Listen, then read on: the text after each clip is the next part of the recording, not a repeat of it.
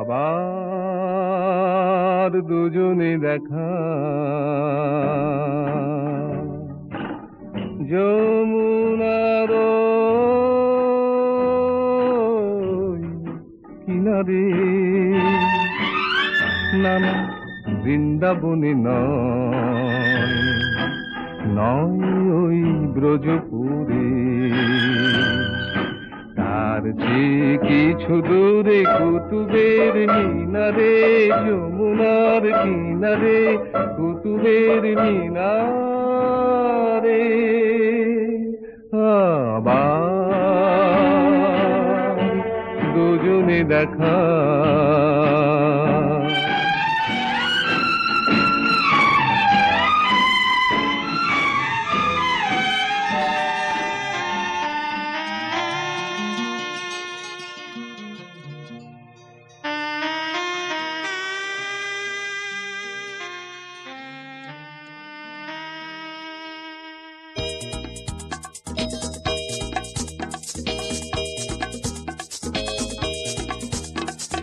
পল্লবিনী গো সঞ্চারিণী, মননা দিয়ে আর পারিনি। পল্লবিনী গো সঞ্চারিণী, মননা দিয়ে আর পারিনি। যতদূর চাহি আকাশে আভাসে তোমারই দুটি নয়নের চাহনি। পল্লবিনী গো সঞ্চারিণী, মননা দিয়ে আর পারিনি। যতদূর চাহি আকাশে আভাসে তোমারই দুটি নয়নের চাহনি। পল্লবিনী গো সঞ্চারিণী, মননা দিয়ে আর পারিনি।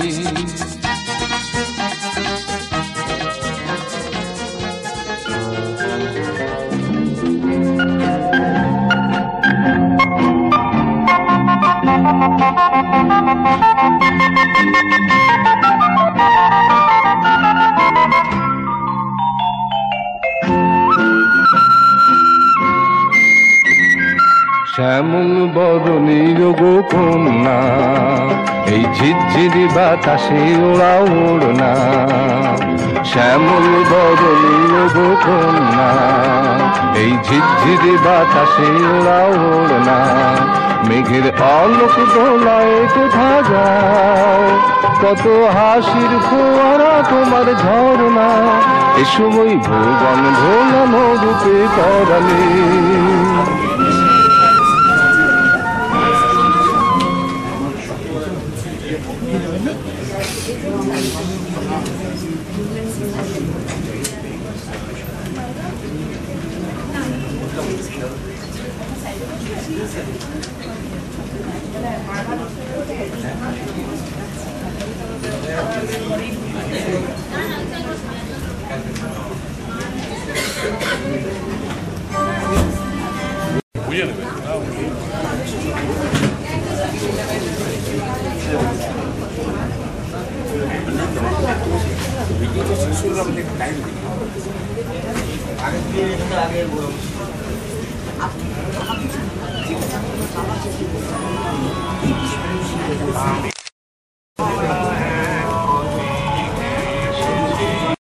এই চরৈবতী জীবনে একটু অবকাশ, একটু অবসর, তোমাকে তোমাকে তোমাকে পাওয়া, এটা চট করে হয় না। তাই আজ আমরা মন খুলে কথা বলবো একেবারে, এটা আমরা ঠিক করেছি। এখানে ওপর নিচ এরকম কিছু নেই, সবাই একসঙ্গে। একটু আগে আমরা যার গান শুনছিলাম, শ্যামল বরণীয় কন্যা, তারপর পল্লবিনী গো সঞ্চারিণী, আবার দুজনে দেখা, তাই তো আবার দুজনে দেখা হলো। এই আজকে প্রণবদার মতো গুণী মানুষ এখানে রয়েছেন, কবি প্রণব মুখোপাধ্যায়। মাঝে মাঝে প্রণবদা এখানে লেখা রয়েছে মুখ খুলতে হবে। হ্যাঁ, একদম শুধু পাতাতেই লেখা রয়েছে। শেষ পৃষ্ঠায় দেখুন না, প্রথম পাতায়।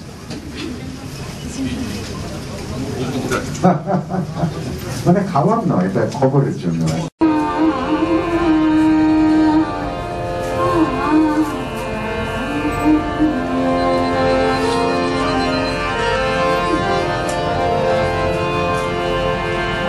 সুরে সুরে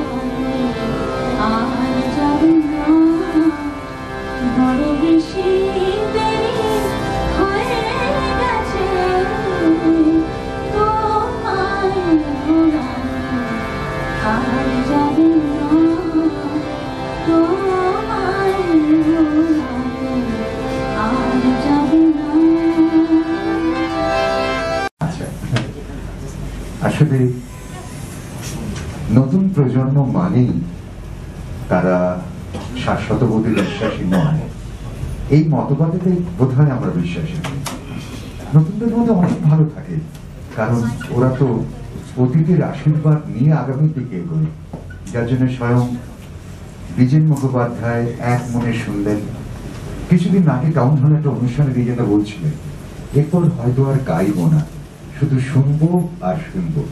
আমি জানি না সেই রিহার্সাল হলো কিনা, কিন্তু বিজেন্দাকে আমরা গানেতেও বড় আশা করি, আমাদের চাহিদার তো শেষ নেই। চলাই যেতি তোমাকে, যে দুটো গান শাওনি বেছে নিল,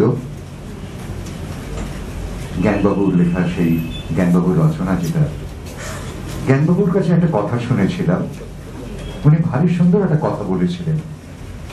দেখো, তোমার মধ্যে যদি শক্তি, সাহস এবং সাধনা থাকে, তোমার মধ্যে যদি শক্তি, সাহস এবং সাধনা থাকে, তুমি হিমালয় পর্যন্ত উঠতে পারো। তিনটে সব, শক্তি, সাহস, সাধনা থাকলে তুমি হিমালয় পর্যন্ত উঠতে পারো। তারপর ধরো আরো শক্তি, আরো সাহস, আরো সাধনা, তুমি হিমালয় টপকেও যেতে পারো। শুধু একবার ভেবে দেখো, হিমালয় টপকে যাওয়াটা সুন্দর তো? এটা নন্দন তত্ত্বের শেষ কথা। সুন্দর তো? আমরা বোধ হয় এই চরৈবেতি তোমাকে মধ্যে এরকম কিছু শুভ বোধের উদ্ভাস পাবো। আর যে কথা বলছিলাম, এখানে একটা লেখা দেখবেন প্রত্যেকের হাতে সম্ভবত পৌঁছে গেছে। অনিরুদ্ধ বসু তোমাকে, আশিস কুমার চট্টোপাধ্যায়ের চরৈবেতি, দুটি বইয়ের মুখবন্ধ এখন আপনাদের হাতে। পড়ুন মন দিয়ে। অনুষ্ঠান চলার সময় মুখ বন্ধ রাখলে চলবে না, আমরা খোলাখুলি কথা বলতে চাই আপনাদের সঙ্গে। স্মৃতি পাবলিশার্স, এটি ছোট্ট করে বলি, বেশি দিন নয়, 1 বছর কয়েক মাস, 2010-এর জানুয়ারিতে আত্মপ্রকাশ। অনিরুদ্ধ বসুর নিঃশব্দে দেখা, তারপর নীলাচার্যর গল্পকথা রম্যতা, জয়িতা গঙ্গোপাধ্যায়ের জাস্ট অ্যানাদার ফ্যান, ডক্টর অরুণ বসু ভাস্কর প্রথম উপন্যাস নিতাইয়ের শেষ ম্যাজিক, তারপর চক্র অনিরুদ্ধ বসুর রহস্য উপন্যাস, এরপর ভিক্টর কল্যাণ ঘোষের ইন্টারনেট ও অন্যান্য গল্প, সুশোভন দাশগুপ্তর কবিতা সংকলন ইচ্ছের জলছবি, প্রিয়াঙ্কা ঘোষের উপন্যাস সাগর বেলার ঘর, আর আজ আশিস চট্টোপাধ্যায়ের চলে পেতে অনিরুদ্ধ বসুর তোমাকে। ডিসেম্বরে আমরা পাব অনিরুদ্ধ বসুর অন্বেষণ ইংলিশ ভার্সন, যেটা পাবো কোয়েস্ট অন্বেষা সেনগুপ্তর করা, আর দেখা যে উপন্যাসের কথা বলেছি সেটা পূর্ণশ্রী লিখেছেন দ্য ভিশন। এই হলো আমাদের স্মৃতি পাবলিশার্সের 1 বছর কয়েক মাসের কাজ। আমরা 2 লেখককে একসঙ্গে পাবো, আর অবশ্যই মধ্যমণি বইয়ের দ্বিজেন্দ্রকে।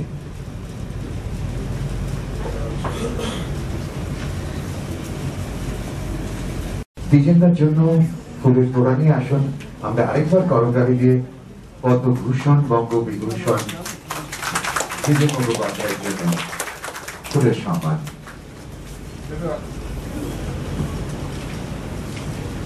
যখন একজন সৃষ্টিশীল মানুষ সৌন্দর্য ও দেখে বড় হয়ে উঠেছে, পড়াশোনা কলকাতা মেডিকেল কলেজে, কর্মক্ষেত্র ছোটবেলাকার স্মৃতি বিজড়িত দুর্গাপুর। ও হিমালয়ের সান্নিধ্যে থাকতে ভালোবাসে, ও ভালোবাসে আমাদের যা কিছু শাশ্বত তার শিকড় সন্ধান করতে। যোগশাস্ত্রের উপর ওর খুব টান, পড়াশোনা করে, বিশ্লেষণ করে এবং জীবনের কাজে লাগায় জীবিকার কাজেও। অনিরুদ্ধ আমাদের অনিরুদ্ধর জন্ম 1955 কলকাতাতেই। বাবা বিনয়েন্দ্র মোহন বসু বি কলেজের স্নাতক ইঞ্জিনিয়ার, পরে কেন্দ্রীয় সরকারের ডিরেক্টর এবং আবৃত্ত ইন্টারন্যাশনাল লেবার অর্গানাইজেশনের ডিরেক্টর। মাসিমা ঢাকা গেছে। ইলা বসুর আগে যখন স্বর্গীয় আমার মাকেও হারালাম, মাসিমা কিছুদিন আগে। আজকে আমার বড় কষ্ট হয় এই কথাগুলো ভাবলে। গত বছর যখন দেখা, তারপর আমরা নিঃশব্দে অনুষ্ঠানটি করেছিলাম বর্গী সদনে, তখন মাসিমাই আনুষ্ঠানিকভাবে ওটা সবার জন্য খুলে দিয়েছিলেন। মাসিমা নেই, কিন্তু তার সব স্নেহ আশীর্বাদ করে হয়ে গেছে। অনিরুদ্ধ সেন্ট জেভিয়ার্সের ছাত্র, তারপর 1985 FCS, 1999 থেকে ও চলে এসেছে কলকাতায়। তার আগে ও সার্জারি সারা বিশ্ব জুড়ে করার সুযোগ পেয়েছে, নাম করা কসমেটিক সার্জন, এবং সময় পেলেই গান শোনা আর বই পড়া, বই লেখা ওর প্যাশন। আমরা দুজনকে ফুল দিয়ে বরণ করে নিই। আর স্মৃতি পাবলিশার্সের স্মৃতি আমাকে মাঝে মাঝে নাম বলে দিচ্ছে। এবার কে কাকে? রিমা। রিমা অনিরুদ্ধ বসুকে। তার দেখে যাস অনিরুদ্ধ ফুলটা তোমাকে, অনিরুদ্ধ তোমাকে।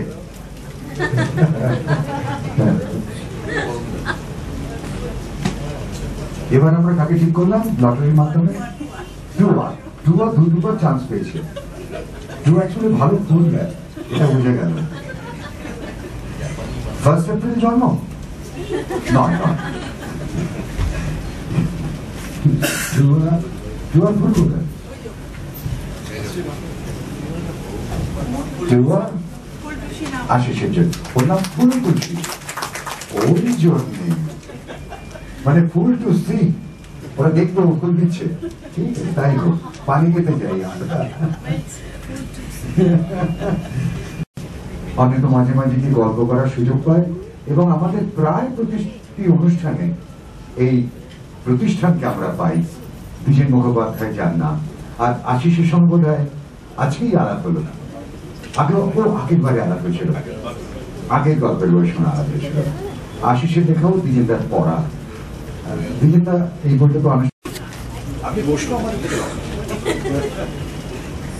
শুভ সন্ধ্যা। একটা কথা আমি কিছুতেই ভেবে পাই না যে বহু পুরোনো দিনের মানুষ আমি, রবীন্দ্রনাথের একটি গান আছে, ওনারও জানিয়ে আছে ওনা আমাদের আদৌ প্রিয়, কিন্তু রবীন্দ্রনাথ বলতে পারেন, কিন্তু আমার ঠিক সেই বলার আগে নেই। এছাড়া মানুষের ভালোবাসা অনেক পেয়েছি গান করি, ব্যবহার কি করেছে আমি জানি না, সেটা পরবর্তী যুগ বলে দেবে। কিন্তু কিছু ভালো ভালো মানুষের সাথে, বিশেষ করে বিশাল বিশাল ডাক্তারদের সাথে, মহিলাদের মতন যারা বিরাজ করছিলেন ডাক্তারি জগতে, এবং জনাকত ডাক্তারকে আমি জানি, বিখ্যাত মানুষ তারা। প্রথম কথা, কেন আপনারা আমাকে ডাকেন আমি এটা বুঝতে পারি না। আমি যে খুব ভালো পড়ুয়া তাও নয়, পড়ি, মাঝে মাঝে পড়ি, এখন তো কিছুটা সময় পেলেও আবার পাইও না, কিন্তু পড়ি। এখন আমার কথা হচ্ছে যে এর আগেও যখন অনিরুদ্ধ বা আশিসবাবু ওই বিদেশ হয়েছে আমি ছিলাম, এবারেও আছি, এবারে তো অসুস্থ আছি আমি, কিন্তু তবু এসেছি আমি। এসেছি এই জন্যে যে একটি বৈচিত্র্যপূর্ণ সন্ধ্যা। আমাদের এই যে রেকর্ডিং হয় তাতে আমরা প্রিলুড মিউজিক করি। প্রিলুড মিউজিক অর্থ যেমন ফিল্মেতে টাইটেল মিউজিক অর্থটাই হচ্ছে যে কাস্টিংটা দেখে দেওয়া, আর আমাদের যে গানের ছবির যে গল্পটা গান নাচ সেরে মিউজিকের থ্রু দিয়ে প্রেজেন্ট করা। আর গানেতে আমাদের টাইটেল মিউজিক বা প্রিলুড মিউজিকটা হচ্ছে যে গানটা কেমন হতে পারে সেটার একটা বলে দেওয়া, সেই গান মিউজিকের ভেতর দিয়ে। আজকে আমার খুব ভালো লেগেছে, আমাকে অনেক পুরোনো দিনে ফিরিয়ে নিয়ে চলে গেছে একটি নতুন প্রজন্মের মেয়ে, অসাধারণ গলা, তৈরি গলা, এবং গান শুনলে বোঝা যায় যে গান শিখেছেন বিশিষ্ট লোকের কাছে, এবং যে গানটি দিয়ে শুরু করলেন তিনি সেটি আমাদের বিখ্যাত গান প্রকাশ ঘোষ। গানটার একটা সময় তো আমরা বহু কাছে ছিলাম, বহু গান গেয়েছি, কোনো গুণী মানুষ খুব কম দেখেছি আমরা, আপনারাও জানেন, ছেড়ে দিন ওটাও নেই। কিন্তু সেটা যে এরা ব্যবহার করেন না সেটা বুঝতেই পারি। তার বাইরে থেকে তারা একটা রোমান্টিসিজম তৈরি করে দেন, এবং বইটা পড়তে পড়তে মনে হয় যে ছাড়বো না, আজকে শেষ করতেই হবে, এইরকম একটা অবস্থা আমার হয়েছে অন্তত। তো সেরকম একটি সন্ধ্যা আজকে পেয়েছি আমরা, এবং আমার অসুস্থ শরীরও এসছে যে সেই সুন্দর একটি গল্প পাওয়া যাবে, আপনারাও পড়বেন, আপনারা শুনবেন, আর আমি আবার একটু শুনবো তাদের কাছ থেকে। কিন্তু সমস্ত মিলিয়ে একটা অদ্ভুত পরিবেশ তৈরি করে দিয়েছে ওই মেয়ে। পুরোনো দিনের গান গেয়ে অপূর্ব গলা, গান্ডার সুর, আর আমরা পাচ্ছি দুটি অপূর্ব বই, একটি হচ্ছে তোমাকে আর একটি হচ্ছে চলেই গতি। এই দুটি বই আজকে রিলিজ হয়ে গেছে বলে হচ্ছে, হবে, এবার হবে। ঠিক আছে, যাই হোক, আমি সর্বাঙ্গীন ভাবে সাফল্য কামনা করছি, এবং এই যারা প্রকাশ করছেন স্মৃতি, এগুলো ধন্যবাদ জানাচ্ছি যে তারা এরকম ভালো জিনিস, তারা ভালো জিনিসের পেছনে তারা থাকুক, ঠিক দেখবেন এরকম ভাবে আস্তে আস্তে ব্যবসাও হবে, আর আমরাও যথেষ্ট লাভবান হবো, যে ভালো ভালো বই পড়বো, ভালো ভালো গান শুনবো।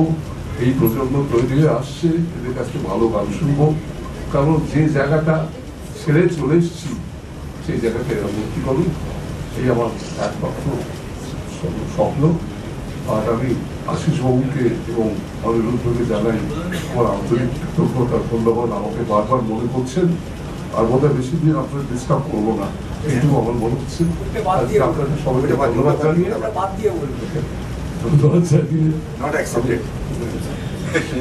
বলেই ধরে নিলাম।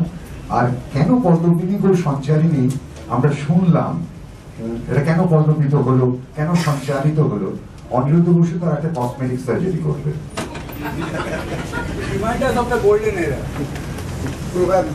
কেন দ্বিজেন বাবু বারবার এখানে আসেন, কেন বয়োজ্যেষ্ঠরা আসেন, এবং আমার এই প্রোগ্রামে সব যারা লিজেন্ড বলবো, যারা কলকাতার ইতিহাস তৈরি করে গেছেন, তারা সবাই এখানে এসছেন কেন? আর তার মধ্যে শাওনি গান গেয়ে গেছে আগামী প্রজন্ম। আমরা হচ্ছি মাঝখানের একটা ব্রিজ, আমরা কোনো প্রজন্ম নই। এক প্রজন্ম হচ্ছে শাওনির প্রজন্ম, একটা দ্বিজেন্দার প্রজন্ম, আমরা মাঝখানে হচ্ছে ব্রিজ। আমার মনে হয়েছে যে এই ব্রিজের সংযোগ আমাদের একটা যুগ সন্ধিক্ষণে দাঁড়িয়ে আছে। এই যুগ সন্ধিক্ষণে পুরাতন লিজেন্ডদের পা ছুঁয়ে আশীর্বাদ নিয়ে প্রণবদা আছেন, অত্যন্ত সিনিয়র কবি আমাদের মধ্যে, আরও অনেকে আছেন এখানে।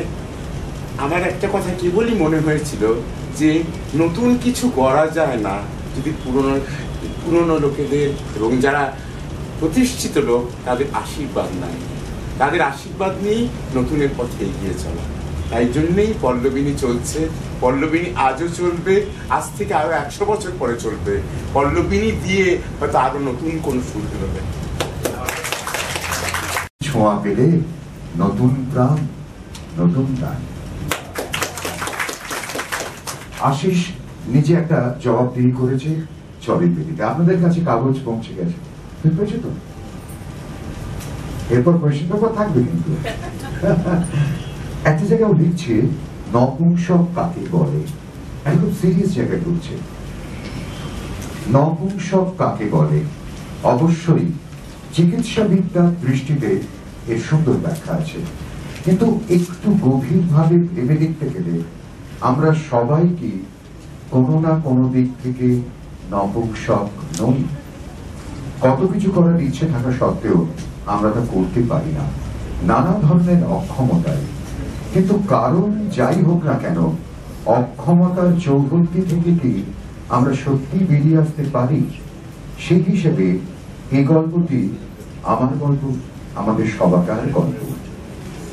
গল্পের নায়ক সারা জীবন ধরে পালিয়ে বেরিয়েছে তার যৌন অক্ষমতাকে সঙ্গী করে, কিন্তু জীবনকে অস্বীকার করার মতো মনের জোর বা উদাসীনতা তার নেই। জীবনকে সে ভালোবাসার চেষ্টা করেছে ছবি তোলার মধ্যে দিয়ে, কবিতা লেখার মধ্যে দিয়ে।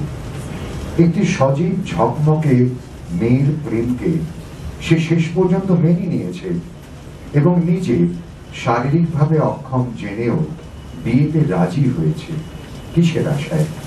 সেরে ওঠার আশায়, আনন্দময় জীবনের আশায়, বা পড়তে গেল। আসলে ছেলেটার একটা ব্যাকগ্রাউন্ড আছে, কেন সে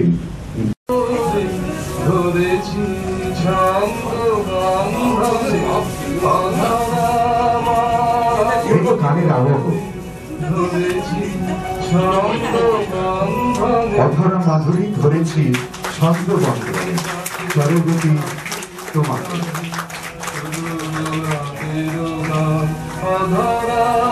রবি ঠাকুর সবসময় জন্য লিখে গেছে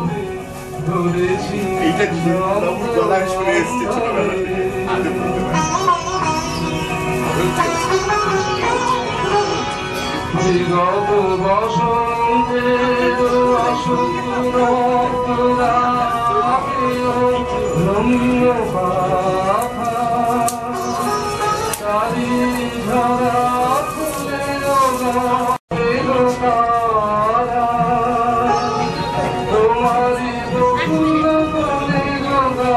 তোমারি দেশের আকাশ যে জানে তোমার রাতের তারা, তোমার বকুল বনের গানে ওরে হঠাৎ বন্ধ হয়ে গেল না? সত্যি মানে কেমনটা আবেশে জড়িয়ে রাখে আমাদের সেই আবদারটা কিন্তু রয়েই গেছে। আমরা ঢোকা মাত্রই আপনাদের দিয়েছিলাম এই মুখবন্ধ এবং বলেছিলাম অনুষ্ঠান চলার সময় মুখ বন্ধ রাখলে চলবে না, কারণ দুটো বই মুখবন্ধ আপনাদের হাতে পৌঁছে গেছে। আমরা খোলাখুলি কথা বলতে চাই আপনাদের সঙ্গে। যে বয়সের, যে পেশার, যে জীবিকার, যে মানসিকতার আপনি হন না কেন, আপনার প্রেক্ষিতে আপনারা প্রশ্ন রাখতেই পারেন। এমনও হতে পারে আপনাদের দেখা কোনো চরিত্র কোথাও মিলে যাচ্ছে এই ভাবনার সঙ্গে, সে কথাও বলতে পারেন, কোনো অসুবিধা নেই। তোমাকে দিয়ে শুরু করা যায়, তুমি লেখক মানুষ। যদি প্রশ্ন চাই, যদি তোমার মনে হয় যে প্রশ্ন হলে মন্দ হয় না, করতেই পারো। না বই দুটো আসলে না পড়ে তো ওইভাবে প্রশ্ন করা যাবে না, তবে মুখবন্ধ করে অনিরুদ্ধদার বই তো যৌনতাকে অন্যভাবে দেখার একটা প্রচেষ্টা উনি নানাভাবে করছেন, এবং সত্যি কথা এটা আমাদের এই সমাজে খুবই একটা সাহসী মানে পদক্ষেপ বলে আমার মনে হয়। আর এই আশিসবাবু যেটা লিখেছেন, সত্যি কথা বলতে কি একজন যৌন অক্ষম একজন মানুষ, আমাদের এখানে তাকে খুব খারাপ চোখে দেখা হয়, কিন্তু এটা তো তার কোনো নিজের কোনো দোষ নয়, এটা শারীরিক অক্ষমতা। তাকে যে সহানুভূতির সঙ্গে দেখে এই জিনিসটা করা হয়েছে, আমার একটা মানে আমি নিজে একটাই এরকম যৌন অক্ষম একজন মানুষের একটা কবিতা লিখেছিলাম, আমার শিক্ষার মনে করছি, কবিতাটা এক্ষুনি মনে নেই, কিন্তু এই দুটো বিষয়কেই খুব ছুঁয়েছে। আশা করা যায় আমাদের পড়ার পরে আমাদের মধ্যে আরো প্রশ্ন জাগবে। তবে ওনাকে যেটা প্রশ্ন একটা করতে পারি সেটা হচ্ছে যে মানে উনি এই মুখবন্ধ করে আমার যেটা মনে হচ্ছে, মানে যে উনি কোথায় গিয়ে ওনার সোলেসটা পেলেন এটা ঠিক বুঝতে পারলাম, মানে কোনো গুরুর কাছে গিয়ে সোলেস পেলেন না, আশিস বাবুকে জিজ্ঞেস করছি, বা মানে ব্যাপারটা চলে যাচ্ছে কেন ওনার শরীরটা নিশ্চয়ই নিশ্চয়ই আমার জন্য আমার মুখ চেয়ে এসছে উনি, একদম আমি ওনার কাজ করে রাখবো, খুব সুস্থ থাকবে, তারপরে আমরা আছি, চেষ্টা করবো।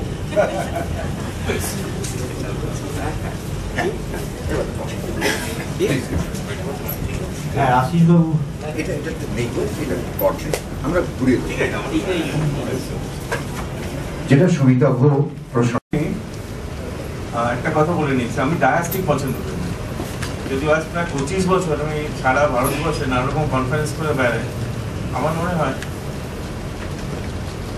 হয় যে ডায়াস থেকে নেমে এসে একসঙ্গে দাঁড়ালেই বোধ হয় বন্ধুত্বটা বেশি।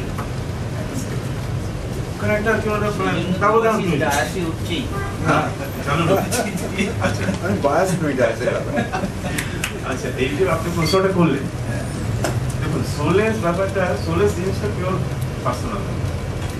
আমি কিসে সোলেস পাবো, আপনি কিসে সোলেস পাবেন, এটা কোনো মাপকাঠি। তো আমার নায়ক সোলেস পেয়েছে, আমি ঠিক সে কথা বলবো না। সোলেস না, সে যেটা পেয়েছে সেটা জ্ঞান পেয়েছে, সে জানতে পেরেছে। দেখুন আমাদের চিরকালই আমরা একটা কথা শুনে এসেছি, জীবনের শ্রেয় আর প্রেয় দুরকম জিনিস, কোনটা পছন্দ করবো, কোনটা আলটিমেটলি চুজ করবো, শ্রেয়টা না প্রেয়টা। এই দ্বিধা বা দ্বন্দ্ব অনেকের মনে জাগেই না, তারা খুব সুখী, সারা জীবন তারা না জেনেই কাটিয়ে দিল শ্রেয় কি প্রেয় কি। যাদের মনে জাগে, অল্প সংখ্যক লোকে, তাদের মধ্যে তো এই দ্বিধাটা আসবে, একটা ডিসিশন নিতে হবে। ডিসিশন মানে কি, আমার একটা বুদ্ধি খেলাতে, সে বুদ্ধিটা তো সবসময় থাকে না, বুদ্ধিটা গুরুর কাছ থেকে আছে। হ্যাঁ, সেই সেন্সে একজন গুরুর কাছ থেকে এই বুদ্ধিটা আমার নায়ক পেয়েছে। ঠিক সোলেস সেন্স আমি বলবো না, সোলেস সেন্স বলবো না, সে জানতে পেরেছিল শ্রেয় কাকে বলে, প্রেয় কাকে বলে।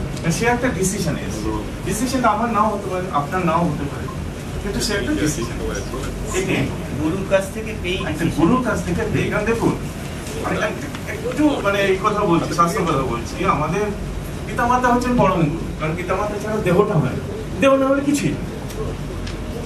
পিতামাতা যে শিক্ষাটা আমাদের দিতে পারেন না, তার জন্য আমাদের দরকার শিক্ষা। আমরা ছোটবেলা থেকে মৃত্যু দিন অবধি নানা জায়গায় নানা কিছু শিখি। শিক্ষাগুলো মানে কলেজ আর স্কুলের টিচার তা তো নয়। আমার আকাশ গুরু, বাতাস গুরু, গুরু ভাবনা বল বলছে। তো এই শিক্ষাগুলো যেগুলো দেন সেগুলো আমরা ইনভাইট করি। শিক্ষাগুলো যেটা দিতে পারেন না সেটা দেন দীক্ষাগুলো। প্যারাডাইম দিয়ে আমরা জীবন প্যারাডাইমের বাইরে আমরা যেতে পারি। যারা যেতে পারেন তারা মহান। প্যারাডাইমের বাইরে প্রচুর লোক যেতে পারেন, কিন্তু তারা মহান। আমরা সাধারণ লোক আমরা পারি না, আমরা প্যারাডাইম দিয়েই থাকি। তো ও নিজের প্যারাডাইম দিয়ে, সৌম্য নিজের প্যারাডাইম দিয়ে একটা ডিসিশন নিয়েছে। আপনার হয়তো ভালো নাও লাগতে পারে ডিসিশন, কিন্তু নিজে। আর এই প্রশ্নটা করলে পাবো উত্তর, যেটা আপনি না এটা আপনি ওখানে প্রশ্নাকারে লিখেছেন যে সে বিয়ে করলো সেটা কি আনন্দ লাভের আশায় নাকি নিজেকে সারিয়ে তোলার আশায়? হ্যাঁ, এইটা কি আপনার থেকে এখন জানতে পারি? না, এখন এটা পরে জানলে ভালো হয়। শর্টকাট হয়ে যাবে। হ্যাঁ, আমি বলি শর্টকাট হয়ে যাবে। এত আগে জানতে চলে। শুনুন, আমি বলে দেবো না, ব্যাপারটা একটা পার্সপেক্টিভ চাই। পার্সপেক্টিভ ছাড়া আপনি কোনো কিছু তো মানে বুঝতে পারবেন। একটা পার্সপেক্টিভ ছাড়া কোনো কিছু বোঝা যায় না। তাই না? পার্সপেক্টিভটা বলতে না বললে তো হবে। আমি একটা স্ট্যাট উত্তর দিয়ে দিলাম, একটা সংক্ষিপ্ত উত্তর, সেটা আপনার ঠিক আপনি দিয়ে যায় আরো ভিতরে চাপিয়ে দেওয়া হচ্ছে। চাপিয়ে দিলে তো আমাদের সেটা সত্যিকারের কিছুই হয় না। আপনি কিন্তু ভিতর থেকে মানে মেডিকেল এথিক্স না ভেঙেই বলছি, গাইনোকোলজিস্টের কাছে এই ধরনের পেশেন্ট আসে।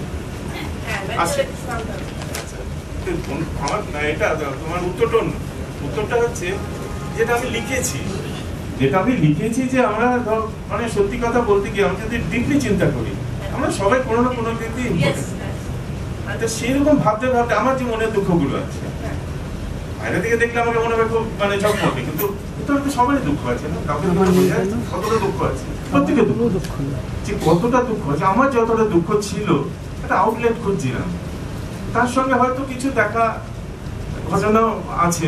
পার্টিকুলারলি যখন মানে আমি লিখতে শুরু করলাম, যখন কিছুটা এগিয়ে গেল লেখাটা, মানে এত হার্ড ডিউটি করে তারপর লেখা একদিনে তো হয়নি, তখন আমি দেখলাম যে আমি এত যে তীর্থ ঘুরে বেড়াই।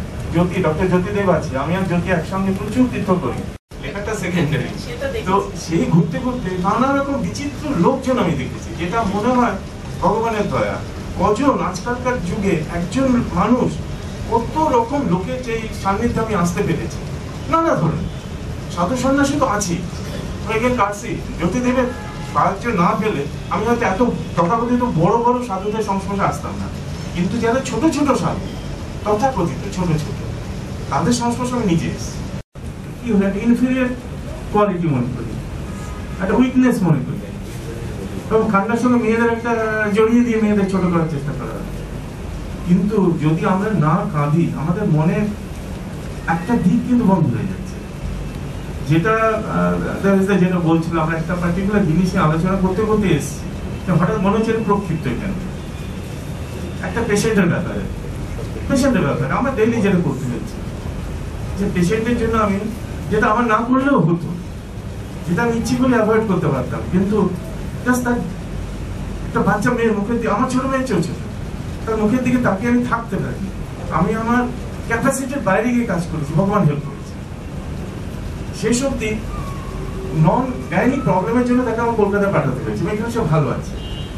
তাহলে আমি একটা কবিতা লিখছিলাম, আমি কিন্তু ওই মানে টেনশন রিলিজ করার জন্য কবিতা লিখি প্রচুর, আমার ফেসবুকে 100 রকম কবিতা লিখি। আকাশের মেঘ মনেতে আমি ক্লান্ত, মেঘের বৃষ্টি চোখেতে আমি শ্রান্ত, চোখের জল বুকেতে আমি কেঁদেছি, বুকের রক্ত মাটিতে আমি লড়েছি।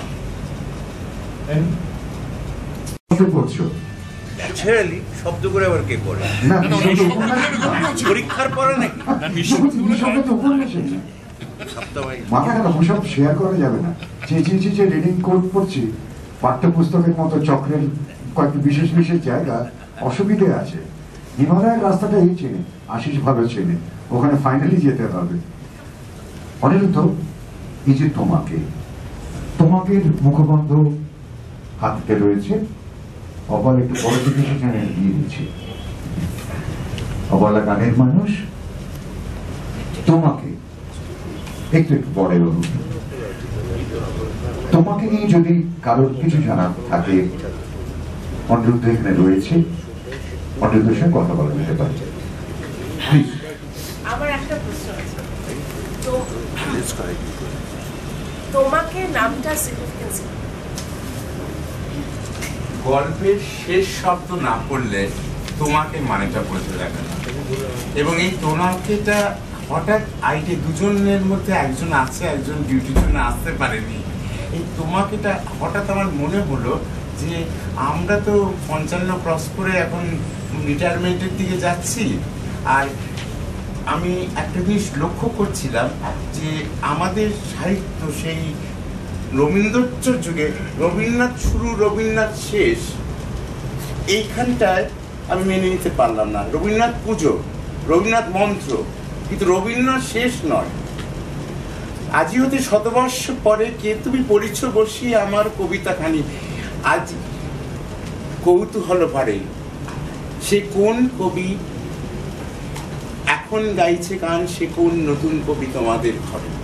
রবীন্দ্রনাথই কিন্তু চেয়েছিলেন যে একটা নতুন প্রজন্ম উঠে আসুক। রবীন্দ্রোত্তর যুগে একটার পর একটা লেখা বেরিয়েছে। দেবজ্যোতি দাসের সঙ্গে সেদিন গল্প হচ্ছিল, সমরেশ বসু, কালকুট, দুটো ফর্মে লিখেছেন, সুনীল গঙ্গোপাধ্যায়, বুদ্ধদেব গুহ, সমরেশ মজুমদার মাস্টারপিস লিখে গেছেন, শীর্ষেন্দু মুখার্জি প্রত্যেকে মাস্টারপিস লিখে গেছেন। সন্তোষ কুমার ঘোষ, যার হাতে আমার হাতে করি প্রথম, যে বলতো অনিরুদ্ধ এখনো লেখাটা তোমার ম্যাচিওর হয়নি। তখন নিউ থাকতেন, তিনি আমাকে বলতেন যে এটা ঠিক হয়নি, এটা ঠিক করো। এইগুলো তখন থেকে শেখা। তখন আমার কেবলই মনে হয়েছিল যে যুগটা এগিয়ে গেছে, কিন্তু আমরা কিন্তু সেই ওই চত্বরে ওই যুগটায় ঘোরাফেরা, 40-50 বছর পেছনে ঘোরাফেরা করছি। সেই জন্য হঠাৎ ধাক্কা ভেঙে আমি অন্বেষণ লিখেছিলাম। আমার মা পড়তে পারেনি, আজ মা নেই, অনেক বয়স্ক লোকেরা পড়তে পারেনি, ধাক্কা লেগেছিল। কেন এইরকম আমার মনে আছে, সুমিতাবু আমার বাড়িতে এসেছিল, এসে হঠাৎ আমাকে প্রশ্ন করলো যে বুদ্ধদেব বসু, সমরেশ বসু, অনিরুদ্ধ বসু, মাঝখানে কেউ এরকম ভাবে কেন লেখে? কিন্তু সেটা উদ্দেশ্য ছিল না, উদ্দেশ্যটা ছিল যে আজকের যুগে 21শ শতাব্দীতে, আমি অন্বেষণের কথা বলছি না, একটা পার্টিকুলার বইয়ের কথা বলছি না, তোমাকে এটা পরে আসছি। 21শ শতাব্দীতে একটা ধারা পাল্টে গেছে। আগেকার যুগের ধারা অনেকটা লিরিক্যাল, অনেকটা কাব্যময়, অনেকটা গতে বাঁধা লেখা ছিল। আমাকে হঠাৎ একজন প্রশ্ন করলো, দেবজিৎদা, যে তোমাকে তো 4টে পুটকি কেন? আমি ছোট্ট একটা উদাহরণ দিচ্ছি। 3টে পুটকি হয়, 4টে পুটকি, তুমি কোথায় ভুল করে ফেলেছো? না না, আমি 4 জায়গায় 4টে পুটকি দিয়েছি। তারপরে জানতে পারলাম যে 4টে পুটকিটা কিসের জন্য, একটা তখন অ্যাডোব পেজ মেকারে টাইপ করা হতো, একটা বাটন টিপলে 3টে পুটকি পড়ে। আমি জিজ্ঞেস করলাম, অরুণদাকে জিজ্ঞেস করলাম, অরুণদা আসার কথা ছিল, অরুণদা আসেনি, কোন ব্যাকরণের লেখা আছে যে আমাকে 3টে পুটকি লিখতে হবে? তো আমি বলছিলাম যে আমি পুরোনো ব্যাকরণ ভুল, কিন্তু পুরোনো ব্যাকরণটাকে মেনে যদি আমি তাকে অল্টারেশন করি, আমি যদি রিয়ালিস্টিক গল্প লিখি, সেটা বোঝায় দরকার। যখন আমি এই গল্পটা লিখেছিলাম আর শুরু করেছিলাম, তখন আমি জানতাম না আমি কি নিয়ে লিখেছিলাম। একটা চিঠির গল্প লিখবো। এখানে বসে আছে সুদিতি নস্কর, ওখানে বসে আছে। সুদিতি বললো, সুদিতির সঙ্গে আমি গল্প করছিলাম, ইয়াং জেনারেশন, আমাদের পরের প্রজন্ম, ওদের কাছ থেকে জানার চেয়েছিলাম ওদের ভিশনটা কি, মানে হজম করার জন্য, যে যাতে পিছিয়ে না পড়ি, 40 বছর পিছিয়ে না লিখি, অন্তত 2-5 বছর এগিয়ে লিখতে পারি ওদের ধরে নেওয়ার জন্য। ওদের কাছ থেকে ভিশন, এবং সুদিতি এবং আরেকজন নেই জাগরি, এই জাগরি, এরা দুজনেই ঘন্টার পর ঘন্টা বসে আড্ডা মেলেছে করে চিঠিটার ফর্ম। তারপর আমাকে অনেকে বলে চিঠির ফর্মে তো 100খানা কপি, 100 কেন, 1000খানা উপন্যাস লেখা আছে। তা আমি যে উপন্যাসটা তোমাকে এটা লিখলাম, এটার মধ্যে আমি ফিজিক্স ঢুকিয়ে দিলাম। এটা চিঠির ফর্মে লেখা, কিন্তু গল্পটা কিন্তু অন্য জায়গায়। গল্পটা না পড়লে তো বোঝা যাবে যে গল্পটা কোন জায়গাটা। এটা পুরোটা, যতগুলো চিঠির লেখা সব চিঠি ট্র্যাডিশনকে ভেঙে দিয়েছি। এই ভাঙাটা ভালো কি মন্দ, দেবজ্যোতিদা অনেক সিনিয়র লোক, সেই ছবিতে রামায়ণ থেকে দেবজ্যোতিদার ইতিহাস তৈরি আছে। সেই প্রথাটাকে হয়তো আমরা একটু বিবর্তন আনার চেষ্টা করছি। দেবজিৎ আমাকে খুব ভালোবাসেন, জয়াদি আমাকে খুব ভালোবাসেন, প্রণবদা ভালোবাসেন, সুমিতাবু সবাই ভালোবাসেন, কিন্তু তার মধ্যে থেকে এই যে প্রথাটাকে যে চেঞ্জ করার চেষ্টা করছে একটু 21st সেঞ্চুরি লিটারেচার, সেটা কি ঠিক না ভুল, এটা হয়তো সময় দিবে, সময় সবই বলে দেবে। আমাদের সঙ্গে একজন গুরুজন রয়েছেন, তার আশীর্বাদ কিংবা তার যদি কিছু জিজ্ঞাসা থাকে। সকলকে আমার যথাযোগ্য সম্মান শ্রদ্ধা ভালোবাসা জানাই। খুব মন দিয়ে শুরু থেকে অনুষ্ঠানটি শুনছি। বিশেষত অনিরুদ্ধ বসুর প্রতিটি লেখার সঙ্গে আমি পাণ্ডুলিপি স্তর থেকে প্রকাশ সময় পর্যন্ত বিশেষভাবে জড়িত। অনিরুদ্ধ যখনই কিছু বলেন তার ভেতরে একটা বোধ কাজ করে। তার লেখার মধ্যেও সেটি রয়েছে, নানা ফর্মে তিনি সেটা প্রকাশ করেছেন। এটি ভাবতে ভাবতে আমার মনে হয়েছে বিবেকানন্দের কথাই বলি, one should be the embodiment of the past to become the product of the present and to be the prophet of the future. Aniruddha সব লেখার মধ্যে এই জিনিসটি খুব প্রকাশিত, প্রচ্ছন্নভাবে নয়, খুব স্পষ্টভাবে। অনিরুদ্ধ নিজে বললেন, অন্বেষণ লেখা অনেকে বলেছেন পড়া যায় না। আমার পাশে আশিস বাবু রয়েছেন, কোন এক সময় ফোনে তার সঙ্গে আমি কথা বলেছিলাম, তিনি ফোনটি আমাকে করেছিলেন। আমি অন্বেষণ করে অনিরুদ্ধকে বলেছিলাম, এই লেখার শক্তি ঈশ্বর তোমাকে বলেছেন। যৌনতা একটা দৃষ্টিভঙ্গি, তিনি সেই যৌনতার মধ্যে যে জীবনকে প্রত্যক্ষ করেছেন সেটাই আমাদের ভাববার। চক্রও সেরকম একটি লেখা, এবং দেখা সেখানকার মধ্যে যে জীবনবোধ। আমি সকলে উপন্যাসকে ঘিরে বলছি, উনি একটা ভাঙন আনতে চাইছেন, আমাদের বোধির জায়গাতে একটা নতুন দীপ্তি দিতে চাইছেন, যেটা দিতে গেলে অনেক সাহস লাগে, অনেক সংকল্প লাগে, অনেক সাধনা লাগে। তোমাকে ব্যাপারে সময়ের কথা উনি বলেছেন, সময়ে তো সবই আমাদের নিয়ে হচ্ছে। এই মহাকালের জায়গাতে আমাদের অবস্থান কোথায়, এর সময়ের ডেফিনেশনটা বলে দেয়। রবীন্দ্রনাথ এ নিয়ে প্রচুর চর্চা করেছেন, তার সারাটি জীবন তো সময় নিয়ে প্রথম দিনের সূর্য প্রশ্ন করেছেন, সত্তার নতুন আবির্ভাবে কিন্তু উত্তর পাইনি। তো আমি ভীষণ আনন্দিত। আশিস বাবুর লেখা আমার পড়া হয়নি, যেটুকু দিয়েছেন তাতে আমি বুঝি অত্যন্ত অনুসন্ধিৎস হয়ে একটি প্রাণবান মানুষ বিশেষ ধরনের মানুষের ভাবনা এবং সমস্যার মধ্যে নিজেকে জড়িয়েছেন। তার জীবন পরীক্ষিত জীবন। আসলে সাহিত্য তো পরীক্ষিত জীবন ছাড়া সম্ভব নয়।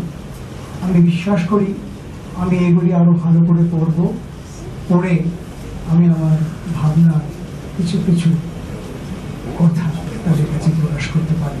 আমি একটু দূরে যাব, তাই আপনাদের অনুমতি দেওয়া চেয়ে যাচ্ছে। প্রবন্ধকার এবং সবচেয়ে বড় কথা এই যে প্রুফ দেখা, তাই তো?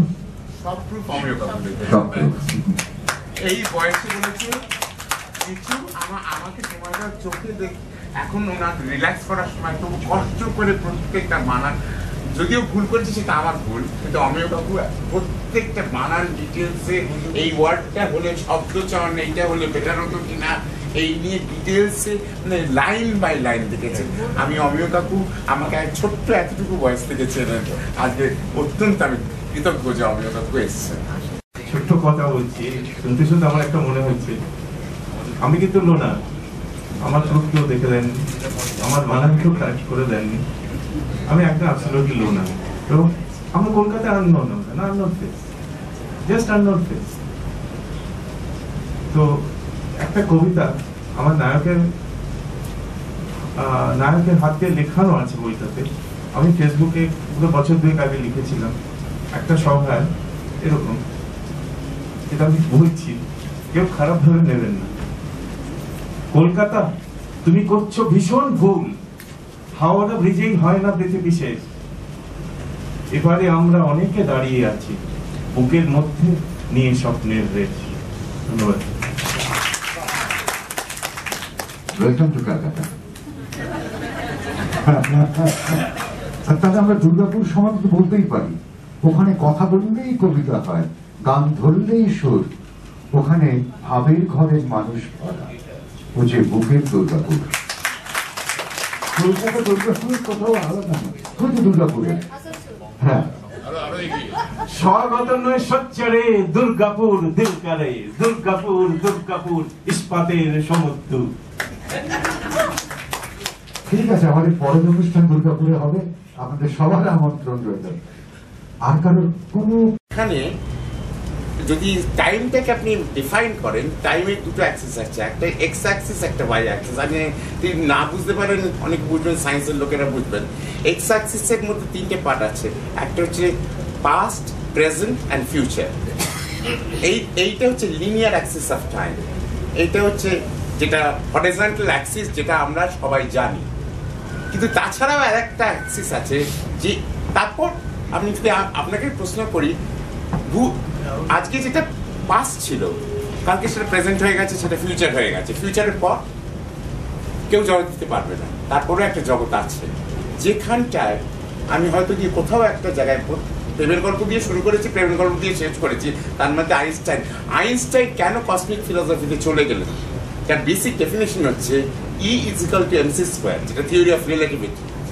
এবার এনার্জি ইজ ইকুয়াল টু মাস। মাস কোথায় আছে? যেখানে গ্র্যাভিটি আছে সেখানে মাস আছে। যে গ্র্যাভিটির বাইরে চলে গেলে মাস বলে কিছু নেই।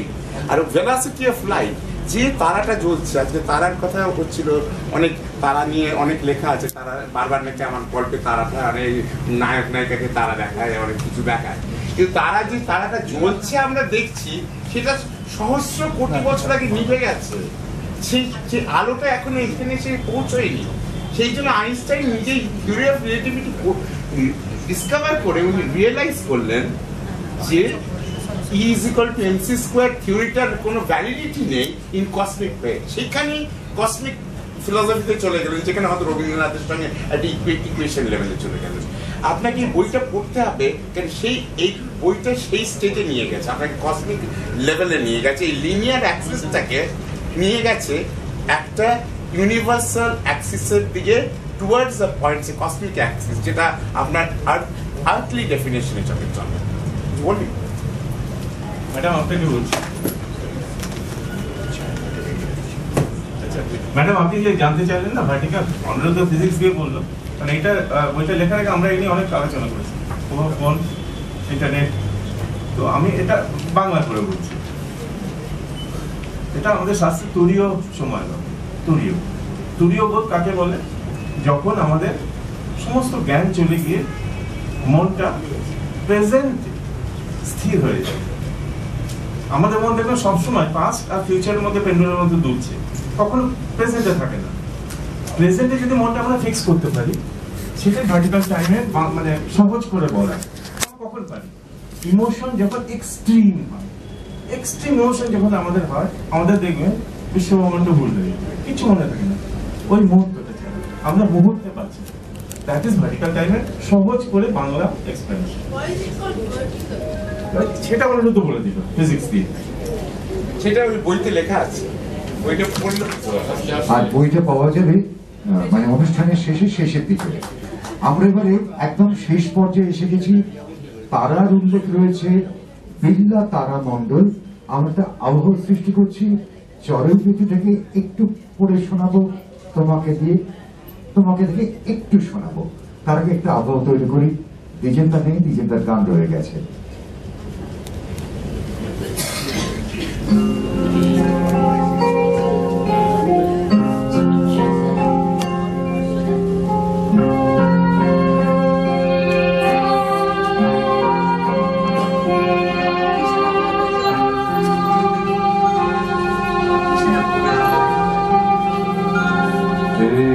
ছায়া ঘেরা কালো রাতে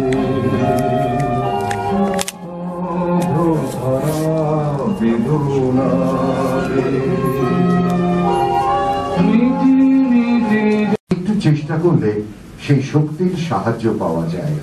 সেই জন্যই তোমাকে এখানে নিয়ে এসেছি। সৌম্য কোনো কথা বলল না, কথা বলার প্রয়োজনও ছিল না। সেই শিক্ষাই প্রকৃত শিক্ষা, যেখানে শিক্ষক আর ছাত্র একই অনুরণনেই স্পন্দিত হয়। সৌম্য, তোমার শরীরের প্রধান 6টি চক্রকে আগে জাগাতে শিখে নাও। মহারাজের গলাটা গম গম করে উঠল। সৌম্য স্থির, ওর চোখও নড়ছে না, নিঃশ্বাস পড়ছে খুব আস্তে আস্তে, শুধু মস্তিষ্ক জেগে আছে। সমগ্র জীবনকে বারে বারে জপ করতে হবে, কল্পনায় পাপড়িগুলোকে চোখের সামনে এনে। কল্পনা করো এই পদ্ম ফুলের মাঝে হলুদ রঙের একটা স্কোয়ার, 4 কোণে 4টি, আর প্রতিটি আর্মের মিড পয়েন্টে একটি করে মোট 8টা তীক্ষ্ণ শুল উঁচু হয়ে আছে। হলুদ সেন্ট্রাল স্কোয়ারটার মাঝে একটা ইনভার্টেড লাল রঙের শিবলিঙ্গ, স্বয়ংভূলিঙ্গ। তাকে পিছিয়ে ধরে আছে এক উজ্জ্বল আলোর সাপ, কুলকুণ্ডলিনী শক্তি। কল্পনা করো এই চক্রটির মধ্যে আছে এর বীজ লং, যাকে বলা হয় পৃথিবীর বীজ। এই লং বীজের বাহন ঐরাবত হস্তি। আরো কল্পনা করো এই চক্রের দেবতা চতুরানন ব্রহ্মা আর শক্তি ডাকিনী শক্তি। এই মূলাধার চক্রের মধ্যে আছে কাম বীজ ক্লিং। এখানে এই ক্লিং মন্ত্র জপ করতে হয়।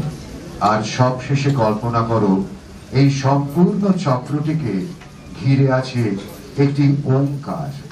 মানব শরীরের 4টি ওঙ্কারের প্রথমটি প্রথম প্রণব ওম। চরের বেদি আশিসের লেখা। তারপর যেখানে শেষ করব, ওর চোখের চাউনি অবাক করে দিল তাকে। সেই অতল দৃষ্টি তো সে এর আগে কোনো মেয়ের চোখে দেখেনি। সেই দৃষ্টির মধ্যে কোনো আমন্ত্রণ নেই, কোনো বিসর্জন নেই, কোনো ভরম নেই, কোনো ছলাকলাও নেই, আবার কোনো অবহেলাও নেই। অথচ কি যেন একটা আছে, কিছু একটা যা সে এর আগে দেখেনি কখনো। একটা স্থির দুটিতে মেয়েটির চোখ দুটি উজ্জ্বল হয়ে আছে, শুকতারার মতো জল জলে, সন্ধ্যা তারার মতো শান্ত নিবিড় স্বপ্নিলে। স্বপ্নে দেখা রাজকন্যার রূপকথা বইয়ে পড়া বনলতা সেনের পাখির নীলের চেয়েও অনেক বেশি স্নিগ্ধতা। কৌস্তব অবাক চোখে চেয়ে রইল সেই দিকে। কস্তুরী ভুলে গেছে তার না পাওয়ার অঙ্ক, চাওয়ার মাত্রাহীন মোহনা। কৌস্তব ভুলে গেছে তার পুরনো ঠিকানা। আস্তে আস্তে ওরা দুজন সেই স্নিগ্ধ অচেনা কুয়াশার মধ্যে গলে গলে মিশে যাচ্ছে। সেই সময় হঠাৎ ওদের মনে হলো সময় যেন স্থির হয়ে গেছে। পেছনের অতীত আর সামনের ভবিষ্যৎ যেন হারিয়ে গেছে। সময় যেন হঠাৎই একটি বিন্দুতে কেন্দ্রীভূত হয়ে দাঁড়িয়ে পড়েছে, আর সেই বিন্দুটি যেন বিস্তৃত হয়ে যাচ্ছে। না না, সামনেও নয়, পিছনেও নয়, বরং উল্লম্ব ভাবে। সময়ের বলিরেখা পথের গতি পাল্টে ফেলেছে। সরে যাওয়া মরীচিকার মতন দিগন্ত ছেড়ে শাশ্বত সত্যের ঊর্ধ্বালোকে। সেখানে কোনো অতীত ওদের নেই, সেখানে ওদের কোনো ভবিষ্যৎ নেই, সেখানে শুধু দাঁড়িয়ে আছে বর্তমান। সময় যেন সেই বর্তমানে এসে থমকে দাঁড়িয়েছে। সেখানে কৌস্তব আর কস্তুরী ছাড়া আর কেউ নেই, কিছুই নেই। ভালো নেই, মন্দ নেই, আলো নেই, অন্ধকার নেই, শব্দ নেই, বর্ণ নেই, গন্ধ নেই, স্বাদ নেই, স্পর্শ নেই।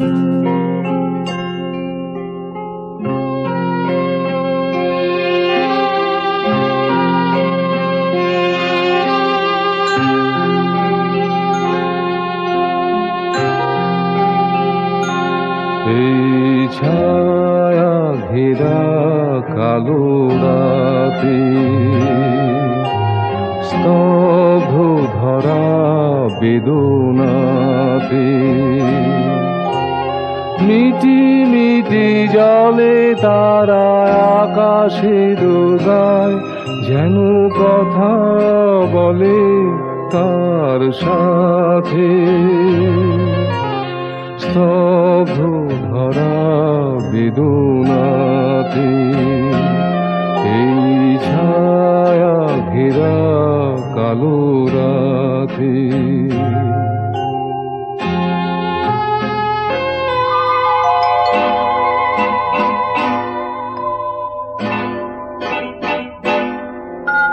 দিনের পৃথিবী যেন পথের বিছানা পেয়ে, রাতের আকাশ পানে চেয়ে থেমে গেছে চলার পথে, বুঝি কার ইশারাতে। স্তব্ধ ধরা বেদনাতে এই ছায়া ঘেরা কালো রাতে।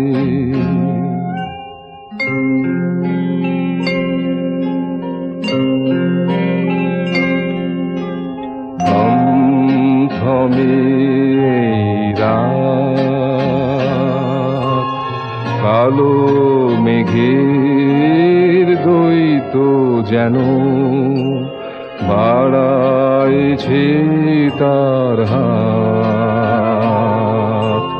থমথমে রাত, সূর্য আবার উঠবে, খুলবে আলোর দ্বার, ভেঙে যাবে আধার।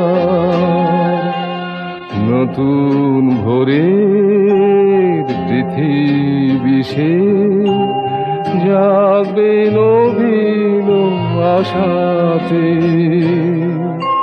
স্তব্ধ ধরা বেদনাতে এই ছায়া ঘেরা কালো রাতে। এই ছায়া ঘেরা কালো রাতে।